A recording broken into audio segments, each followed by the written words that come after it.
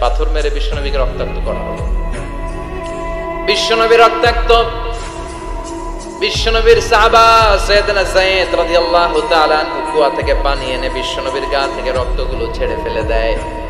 বিশ্বনবীর গায়ের মধ্যে পানি দিয়ে হাত পা গুলো ধুইয়ে দেয়। বিশ্বনবী কাঁদে, কাঁদে, রহমতের নবী কাঁদে, আরেকজনের জন্য কাঁদে, নিজের কোনো লাভ নাই। মায়ের খাইছে, ওরা যেন বাঁচে জাহান্নামের আগুন থেকে। সুবহানাল্লাহ কইবেন না? ওদেরকে বাঁচাইতে আসছিল জাহান্নামের মায়ের থেকে, জাহান্নামের শাস্তি থেকে ওদেরকে বাঁচানোর জন্য নবী মায়ের খেয়েছে। চিল্লায় এখন ঠিক কিনা? কেঁদে কেঁদে বিশ্বনবী হয়রান। যায়েদ রাদিয়াল্লাহু তাআলা আনহু বিশ্বনবীর সান্ত্বনা দেন, নবী কাঁদবেন না। হামলাতুল জিবাল, পাহাড় রক্ষী ফেরেশতারা এসে বলে, নবী আপনি শুধু অর্ডার করেন, এই যে পাহাড়ের গিরিপথ, এই দুইটা গিরিপথ, এই দুইটা পাহাড় এমন ভাবে দুই দিক থেকে চাপা দেব গো নবী, তায়েফের সবগুলো ছেলেরে মুহূর্তের মধ্যে ধূলিসাৎ করে দেব। বিষ্ণু বললেন, না, আমি ক্ষমা করে দিলাম, আমি ক্ষমা করে দিলাম। আমার গায়ের উপরে যারা অত্যাচার করে এর কোনোটার প্রতিশোধ আমি নেই না, আমি শুধু প্রতিশোধ নেই যারা ইসলামের বিরোধিতা করে। চিল্লায় বলেন ঠিক কিনা? বিশ্বনবীকে আঘাত করা হয়েছে, তার গায়ে শারীরিক কষ্ট, এটার শাস্তি বিশ্বনবী দিতেন না, কখনোই দিতেন না, ক্ষমা করে দিতেন। কিন্তু ইসলামকে মারাত্মক ভাবে যদি ইসলামের বিরুদ্ধাচরণ কেউ যদি করতো, শুধু তাদের উপর বিশ্বনবী তলোয়ার চালাতেন। চিৎকার করে বলতে হবে ঠিক কিনা? বিশ্বনবী কাঁদলেন।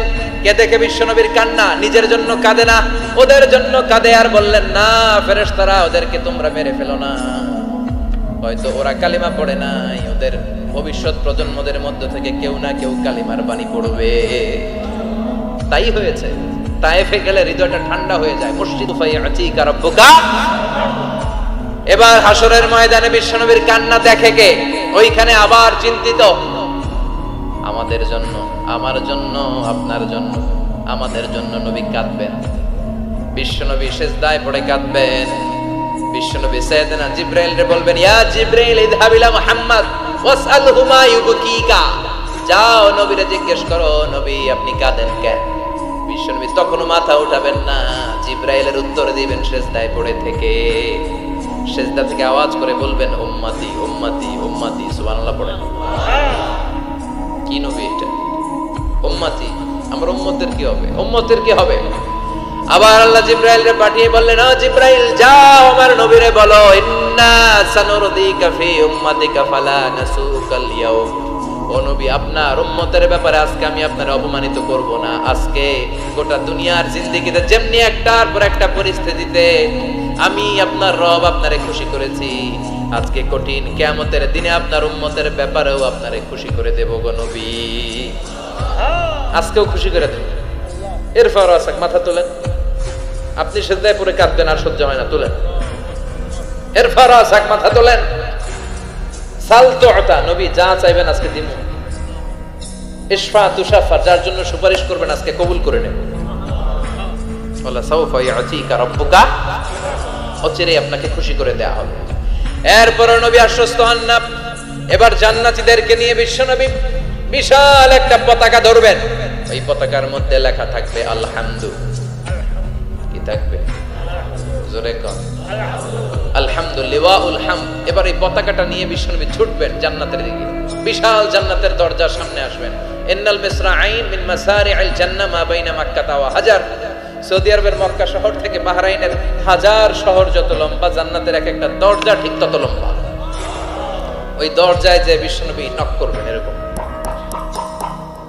আউয়ালু মান কারাআ বাবাল জান্নাহ, সর্বপ্রথম জান্নাতে নক করার সাথে সাথে ফাফুতিহা বাবুল জান্নাহ, জান্নাতের দরজা খোলা হবে। ফেরেশতারা বলবে, মান আনতা, কে আপনি? বিশ্বনবী বলবেন, আনা মুহাম্মদ সাল্লাল্লাহু আলাইহি, আমি মুহাম্মদ। ফেরেশতারা বলবেন, আপনার জন্যই দাঁড়ায় আছি। আল্লাহ বলে দিয়েছে আপনার আগে কারো জন্য যেন এই দরজা খোলা না হয়। ওয়ালা সাউফা ইউতিকা রাব্বুকা ফাতারদা।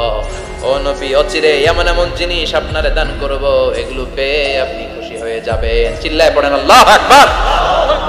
এরপরে বিশ্বনবীর আল্লাহ তিনটা অনুগ্রহের কথা স্মরণ করায় দিচ্ছেন। আলাম ইয়াজিদকা ইয়াতীমান ফাআওয়া। বিশ্বনবীকে তিনটা অনুগ্রহের কথা স্মরণ করায় দিচ্ছে কে? এরপরে তিনটা কর্মসূচি দিবে, শুনবেন? কষ্ট হচ্ছে?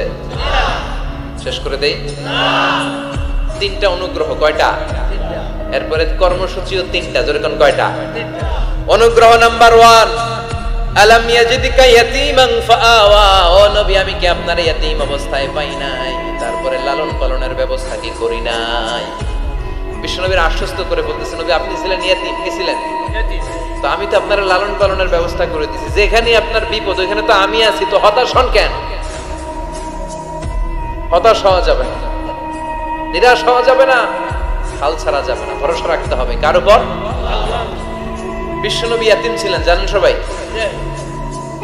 মায়ের পেটে থাকতেই বাবা নাই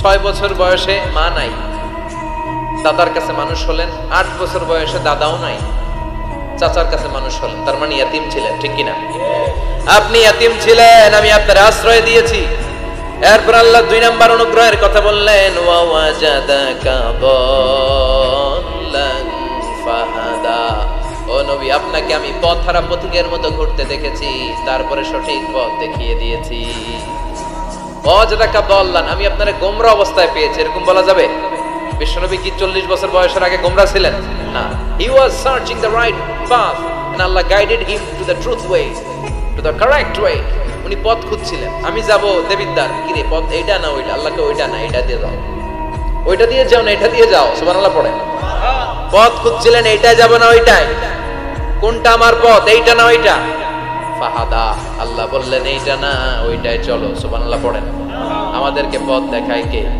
আমি যদি কোনদিন পথ ভুলে যাই হাতছানি দিয়ে কাছে নিও মমতার বন্ধনে আমায় বেঁধে সব ভুল ক্ষমা করে দিও পড়েন আমিন আমরা পথ হারালে পথ দেখায় কে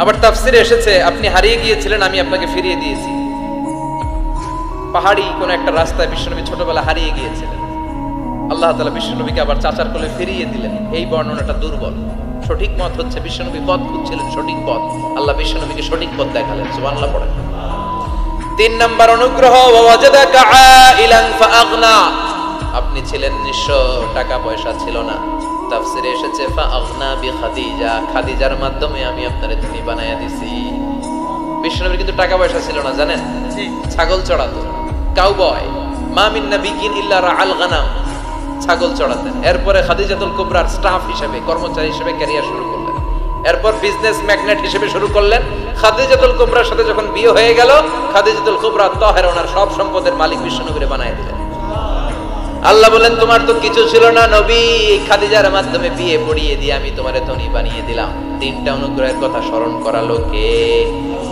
3টা অনুগ্রহের কথা স্মরণ করিয়ে দিয়ে এবার বিশ্বনবীর 3টা ওয়ার্ক প্ল্যান দিবেন কয়টা ওয়ার্ক প্ল্যান কয়টা কর্মসূচি শুনবেন নাম্বার 1 আল্লাহ বললেন ফাআম্মাল ইয়াতীমা ফালা তাকহার ও নবী প্রথম কর্মসূচি খবরদার এতিমের সাথে খুব খারাপ আচরণ করবেন না কারণ আপনি নিজে এতিম ছিলেন নিজে কি ছিলেন কথা কন এতিম এলাকায় আসেনি এতিমরা সমাজের সবচেয়ে সুবিধা বঞ্চিত মানুষ এতিমের সাথে খারাপ আচরণ করবেন না বিশ্বনবী বলতেন এদিকে তাকান আঙ্গুলের দিকে তাকাইছেন আনা ওয়া কাফিলুল ইয়াতীমি হাকাদা ফিল জান্নাহ আমি এবং এতিমের রক্ষণাবেক্ষণকারী লালন পালনকারী একসাথে এইভাবে জান্নাতে থাকব এতিমের পালনকারী আমার প্রতিবেশী হবে আর লালন পালন করবে তো দূরের কথা এতিমের মাল খাইয়া শেষ আসলে নাই ইন্নাল্লাযীনা ইয়াকুলুনা আমওয়ালাল ইয়াতামা যুলমান ইন্নামা ইয়াকুলুনা ফি বুতুনিহিম নারা ওয়া সায়াসলাউনা সাঈরা তুই এতিমের মাল খাস তুই এতিমের সম্পদ খাস নাই তুই জাহান্নামের আগুন পেটে ঢুকিয়েছিস